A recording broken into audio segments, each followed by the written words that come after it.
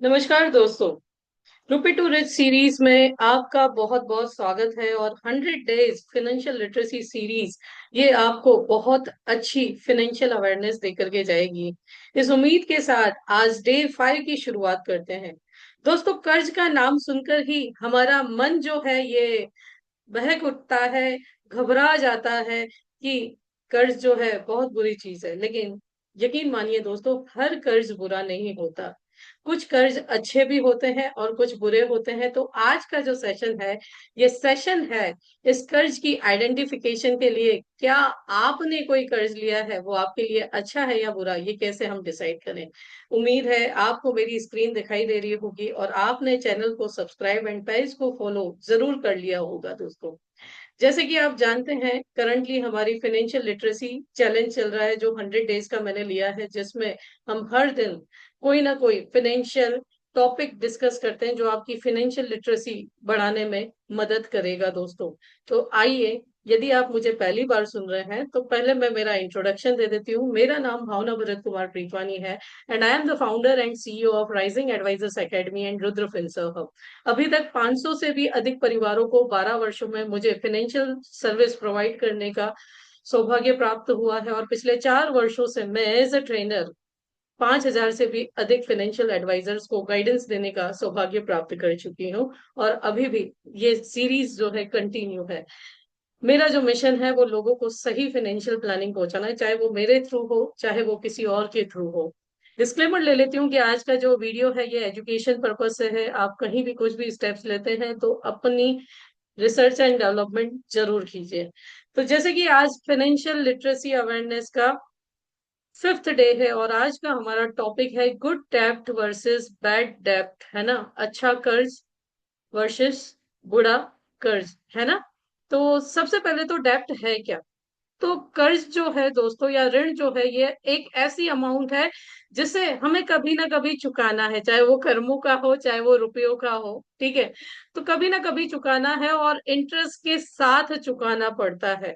लेकिन क्या आप जानते हैं कि इसी कर्ज के टूल को यानी डेब्ट को अच्छे से यूज किया जाए तो आप अपनी वेल्थ भी बना सकते हैं, और अगर इसे बुरी तरीके से यूज किया जाए तो ये आपकी वेल्थ को डिस्ट्रॉय भी कर सकता है। दोस्तों, सो डेब्ट is a tool, used wisely it builds wealth, but use badly it destroys wealth, है ना। तो इसे समझना बहुत जरूरी है कि कौन सा कर्ज अच्छा है और कौन सा कर्ज बुरा है ना। हर यंगर इंडियन को ये नॉलेज होनी बहुत जरूरी है ताकि हमारी जो आर्थिक स्थिति है परिवार की मजबूत हो सके, ना कि बिगड़ सके, है ना। तो सबसे पहले समझते हैं कि गुड डेब्ट यानी अच्छा कर्ज क्या है। अच्छा कर्ज वो है दोस्तों जो आपकी वेल्थ बिल्ड करता है, जो आपकी आर्थिक आयोजन को मजबूत बनाता है, जो आपकी लाइफ में वैल्यूज लेकर के आता है। वैल्यू यानी लाइफस्टाइल नहीं दोस्तों, जो आपके आगे के इनकम सोर्स बढ़ाता है ना। तो अगर इसकी सही डेफिनेशन बोलूं, सो गुड डेब्ट is that helps create income और build long term asset that appreciate in value over the time, है ना। तो ये गुड डेब्ट जो है, अच्छा कर्ज जो है, ये आपके फ्यूचर के लिए इन्वेस्टमेंट है, जो आपके लिए अच्छे रिटर्न्स जनरेट करता है, जो आपके इंटरेस्ट की कॉस्ट को भी बियर करने की ताकत रखता है ना। ये आपका कुछ भी वेल्थ डिस्ट्रॉय नहीं करता है। अगर एग्जांपल लें गुड डेब्ट के, जैसे एजुकेशन लोन, है ना। ये आपकी एजुकेशन लोन आपकी लाइफ में हायर इनकम जनरेट करने का पोटेंशियल बनाता है। बिजनेस लोन जो आपके बिजनेस एक्सपांशन में मदद करता है ना। आपकी अच्छी इन्वेंट्री जनरेट करता है जो अच्छे रेवेन्यू बना सकती है। तीसरा जो है होम लोन, जो आपकी ओनरशिप लेकर के आता है। ठीक है, जस्ट अ मिनट।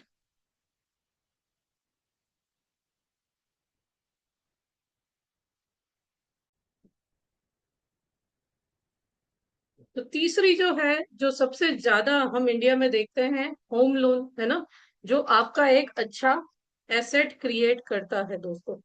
ठीक है, इसके बाद अगर हम बात करें कि ये तीनों चीजें जो है, ये एक पीरियड के बाद आपके लाइफ में अच्छी पोजीशन, अच्छी वेल्थ क्रिएट करनी है, तो ऐसी चीजों के लिए लिया गया जो कर्ज है ये आपका अच्छा कर्ज है। ठीक है। अब बात करते हैं बैड डेब्ट। बैड डेब्ट क्या है? जो आपका वेल्थ जो है डिस्ट्रॉय करता है ना। ये डेप्रिशिएटिंग क्रिएट करता है, जैसे कि आपकी लाइफस्टाइल एक्सपेंसेस है और उसके लिए आप कर्ज लेते हैं, तो ये विनाश का कारण भी बन सकता है। एग्जाम्पल ऑफ बैड डेब्ट अगर हम देखें तो क्रेडिट कार्ड डेबिट, है ना। 30 से 40% यदि आप सिर्फ अपनी लाइफस्टाइल पे खर्चा करने के लिए क्रेडिट कार्ड यूज करते हो, तो ये आपको बहुत बुरे ट्रैप में, डेब्ट ट्रैप में फंसा सकता है। लोन फॉर वेकेशन, अगर आपने वेकेशन के लिए लोन लिया है, ट्रैवल के लिए लोन लिया है, तो ये भी बुरा डेब्ट है। यदि आपने लग्जरी आइटम्स ईएमआई पे लेते हो, जैसे गैजेट्स है, डिजाइनर आइटम है, लाइफस्टाइल अपग्रेड है, तो ये भी आपके लिए बुरे डेब्ट बन सकते हैं, है ना। So this debts create financial stress without building wealth, often trapping your earners in cycle of minimum payments and compounding interest। तो ये बुरे डेब्ट्स हैं। डेब की अगर रियलिटी इंडिया में हम देखें तो 8.5 lakh rupees average house hold डेब्ट रहता है। ये आरबीआई के सर्वे का डेटा है दोस्तों, मेरा लिखा हुआ डेटा नहीं है ना। अगर 2024 में टोटल क्रेडिट कार्ड डेब्ट का अमाउंट निकाला जाए तो हर क्रेडिट कार्ड होल्डर पे लगभग 2.5 लाख करोड़ का, है ना, कंबाइनली 2.5 लाख करोड़ का क्रेडिट कार्ड डेब्ट इंडिया में 2024 का डेटा है दोस्तों ये। एक और सर्वे लिया गया कि लगभग 60% भारतीय, वो भी यंग अर्नर्स, क्रेडिट कार्ड की ईएमआई में फंसे हुए हैं, है ना। तो ये जो डेटा है ये रिवील करता है कि ये हमारे इंडियन हाउस होल्ड्स के लिए कितना बड़ा चैलेंज होता जा रहा है। ओके, कितना बड़ा चैलेंज हो जा रहा है जो कर्जे में फंसा सकता है। गुड डेब्ट सक्सेस स्टोरीज की अगर हम बात करें कि एजुकेशन लोन अगर मान लीजिए 10 लाख रुपए का आपने लिया, तो ये आपकी जॉब अच्छी सिक्योर जॉब बना सकता है, जिसे आप 2-3 साल में चुका भी सकते हैं। होम लोन एप्रिसिएशन, 50 लाख का मान लीजिए आपने होम लोन लिया, है ना। अगर आपकी प्रॉपर्टी वैल्यू 1.5 करोड़ हो सकती है, ठीक है, 15 साल में, तो इट्स ओके, आपने इसे, आपके लिए ये बुरा नहीं है। बिजनेस लोन आपने मान लीजिए 5 लाख की ली, है ना, जो 8 लाख का ईयरली प्रॉफिट जनरेट कर सकता है, तो ये भी बुरा डेब्ट नहीं है दोस्तों। तो ये जो एग्जाम्पल है अच्छे डेब्ट के, जबकि बैड डेब्ट हॉरर स्टोरीज भी मैं आपको यहाँ पे बताऊंगी कि मान लीजिए आपने 1 लाख रुपए 36% इंटरेस्ट पे लिया, तो ये आपका एक साल में 1,36,000 रुपए हो जाता है, क्योंकि कंपाउंड इंटरेस्ट इसे वर्स बनाती है। आपने 3 लाख का वेकेशन डिजाइन किया, ठीक है, और लोन लेकर के बनाया, तो आपने अपनी मेमोरीज ईएमआई पे जनरेट की है। डेप्रिशिएटिंग कार लोन आपने लिया, अगर आपने कार लोन खरीदी है और 20% डेप्रिशिएशन हर साल आपको बताए कार की वैल्यू में होता है, तो ये आपको डिस्ट्रॉय ही कर रही है और कुछ नहीं कर रही दोस्तों। ठीक है। अब क्या वार्निंग साइंस है कि आप डेब्ट ट्रैप में फंसते जा रहे हो?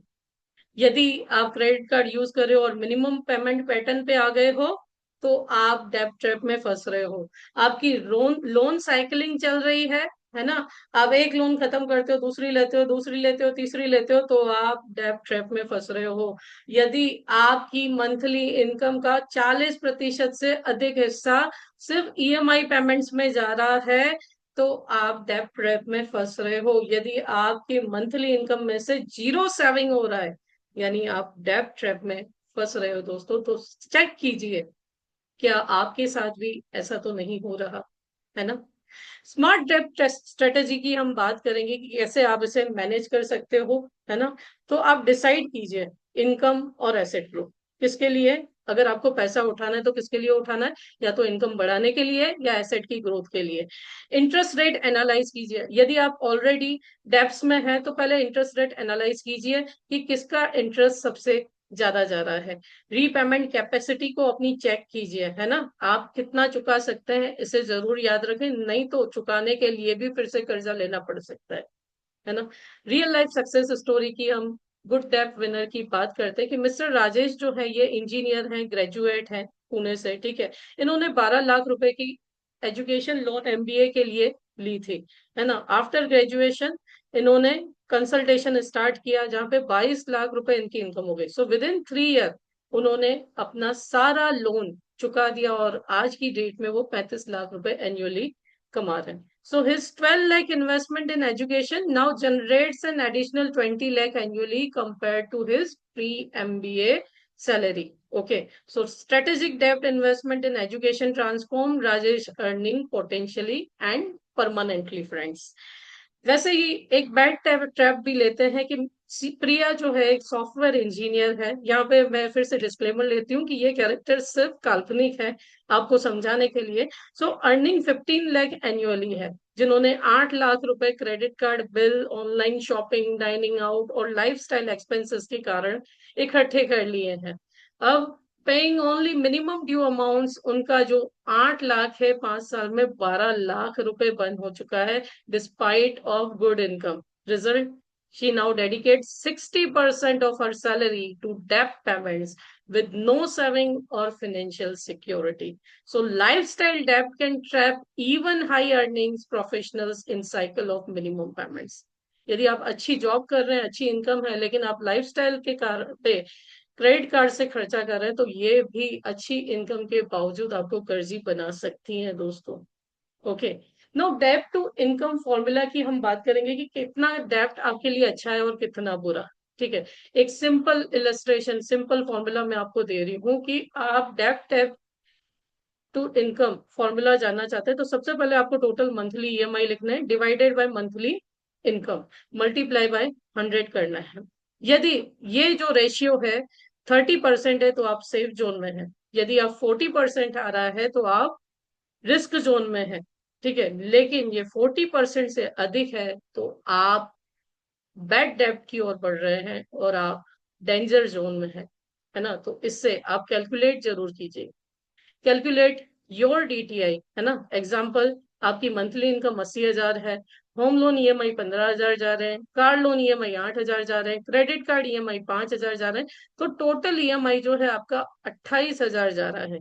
अब अगर डीटीआई का फॉर्मूला से कैलकुलेट करें, तो 35% ये आपका डेब्ट टू इनकम रेशियो बन रहा है, यानी आप रिस्क जोन में है। तो ऐसे ही आप अपने लिए भी कैलकुलेट कर सकते हैं। अब यदि आप ऑलरेडी डेब्ट ट्रैप में फंस चुके हैं, तो उसे मैनेज कैसे करना है दोस्तों। तो सबसे पहले आपके पास इमरजेंसी फंड रखिए। ठीक है। इमरजेंसी फंड्स अगर आपके पास होंगे, तो आप डेब्ट से बच सकते हैं, कर्जा लेने से बच सकते हैं दोस्तों। और इसके लिए मैंने डे 4 में भी आपको बताया था कि कैसे आप इमरजेंसी फंड बना सकते हैं। हाई इंटरेस्ट बैड डेब्ट को सबसे पहले क्लियर कीजिए, जैसे क्रेडिट कार्ड या पर्सनल लोन से बचिए या सबसे पहले क्लियर कीजिए। मीडियम इंटरेस्ट डेब्ट जैसे कार लोन, कंज्यूमर ड्यूरेबल्स, इसे अवॉइड कीजिए, या हाई डेब्ट के बाद सबसे पहले इन्हें पे कीजिए। नंबर 4, लो इंटरेस्ट गुड डेब्ट, होम लोन, एजुकेशन लोन्स जैसी चीजों पे यदि आप इन्वेस्ट करते हो, तो ये डेब्ट आपको नुकसान नहीं कर सकते, है ना। तो हमेशा थोड़ा प्लानिंग करके चलिए, जिससे आप कर्जे में फंसने से रुक सकते हैं। एक्शन प्लान क्या लेना है आपको डेब्ट मैनेजमेंट के लिए, कि सबसे पहले अपनी कंप्लीट डेब्ट ऑडिट लीजिए, है ना। कि आप कितना अमाउंट आपका डेब्ट में जाता है, कितना इंटरेस्ट रेट है, कितनी ईएमआई आप देते हैं, और कैटेगराइज कीजिए कि आपका कौन सा डेब्ट गुड है एंड कौन सा बैड। नंबर 2, पे हाई इंटरेस्ट डेब्ट, जिसके इंटरेस्ट रेट सबसे ज्यादा है, उसे सबसे पहले क्लियर कीजिए। नंबर 3, गुड यूज गुड डेब्ट स्ट्रेटेजिकली, है ना। जो भी पैसा आपने एसेट क्रिएशन के लिए या एप्रिसिएशन के लिए लगाया है ना, उसे स्ट्रेटेजिकली यूज करें, ताकि जिससे आपका वेल्थ क्रिएट हो। नंबर 4, अवॉइड इम्पल्सिव बोरोइंग, है ना। और वेट, कुछ भी खरीदने से पहले 48 घंटे कम से कम रुक जाइए, जिससे आप नॉन एसेंशियल परचेज से बच सकते हैं, और आप बैड डेब्ट से भी बच सकते हैं। तो इस सिस्टमेटिक अप्रोच से आप कर्जे से मुक्ति भी पा सकते हैं, या कर्जा कम भी कर सकते हैं दोस्तों। डेप्ट कंसोलिडेशन स्ट्रेटजी, क्या डेप्ट कंसोलिडेशन स्ट्रेटजी उन लोगों के लिए जिनके पास ऑलरेडी डेप्ट है, यानी डेप्ट को चुकाने के लिए फिर से आप कर्जा ले रहे हो। इसे कब कंसीडर करनी चाहिए, जब आपने मल्टीपल हायर इंटरेस्ट डेप्ट ले लिए हैं, जिसका समझो इंटरेस्ट 15% से अधिक जा रहा है। ठीक है, डिफिकल्ट ट्रैकिंग है, आप वेरियस ईएमआई डेट्स को भूल जाते हैं। ठीक है, और आपके पास ऐसी अपॉर्चुनिटी है, लो इंटरेस्ट रेट पे आपको पैसा मिल जाता है ना। तो इम्प्रूव्ड क्रेडिट स्कोर्स जनरेट कर सकते हैं। कंसोलिडेशन बेनिफिट के फायदे क्या है कि आपको सिंगल ईएमआई देनी पड़ेगी, है ना, मल्टीपल पेमेंट्स की जगह आप लोअर इंटरेस्ट रेट दे सकते हैं, बेटर कैश फ्लो मैनेजमेंट हो सकता है, और आपका मेंटल स्ट्रेस भी कम हो सकता है ना। तो ये आप इस स्किल से, अच्छी इन्वेस्टमेंट स्किल से, गुड डेप्थ से अच्छे एसेट्स बना सकते हैं, अच्छी इनकम क्रिएट कर सकते हैं, और बैड डेप्थ से दोस्तों आप अपनी इनकम को कम भी कर सकते हैं। So this was from my side दोस्तों। मैं एक एडवाइजर भी हूँ, यदि आप मुझसे कंसल्टेशन चाहते हैं तो आप अपॉइंटमेंट बुक कर सकते हैं लास्ट क्यूआर कोड से। ठीक है, और यदि आप एडवाइजर हैं और ये वीडियो देख रहे हैं तो आप मेरी कम्युनिटी में ज्वाइन कर सकते हैं, जहाँ पे वेरियस ट्रेनिंग आपको प्रोवाइड की जाती है। Thank you so much for watching this video. Video अच्छा लगे तो दूसरों को शेयर बहुत जरूर कीजिएगा, और याद रखिएगा, इट इज नॉट डेब्ट that kills wealth, it is the bad डेब्ट दैट डज, है ना। बुरा कर्ज आपको खत्म कर देता है। डे 6 पे हम डिस्कस करेंगे स्मॉल सेविंग्स एंड कंपाउंडिंग पे, सीखेंगे कि कैसे छोटी छोटी बचत आपकी कंपाउंडिंग के थ्रू बड़ा इनकम जनरेट कर सकती है, बड़ा फंड जनरेट कर सकती हैं। अभी तक चैनल सब्सक्राइब ना किया तो सब्सक्राइब कर लीजिएगा, लाइक एंड कमेंट जरूर कीजिएगा, और लोगों तक शेयर जरूर कीजिएगा ताकि वो भी फाइनेंशियल लिटरेट बने। और कमेंट जरूर कीजिए कि आपके पास कौन सा डेप्ट है, गुड डेप्ट या बैड डेप्ट। Thank you so much for watching. फिर मिलेंगे दोस्तों अगले वीडियो में। जय हिंद, जय भारत।